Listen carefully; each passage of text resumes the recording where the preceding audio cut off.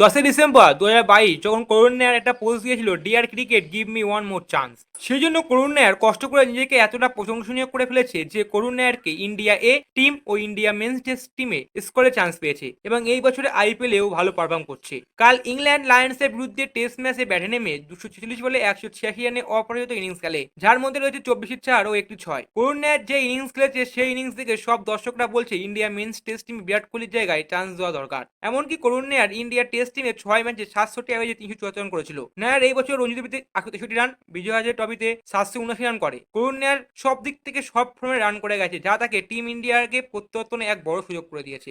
Domestic সিজনে অসাধারণ পারফরমেন্সের কারণে তার এই ফর্ম ইংল্যান্ডের বিরুদ্ধে টেস্ট ম্যাচে তাকে কনফিডেন্স দেবে। দেখা যাক ইন্ডিয়া এ টিমে কেমন পারফরমেন্স করে এবং চান্স পায় কিনা সেটা একটা বিষয়, এবং কি মেন্স টিমে প্লেইং ইলেভেন থাকতে পারে কিনা সেটাও এক বড় ব্যাপার। বাট করুণ নায়ার দারুণ দুর্দান্ত এক প্লেয়ার, তাকে চান্স দেওয়া দরকার। তোমাদের মতামত কমেন্ট বক্সে অবশ্যই জানাবে।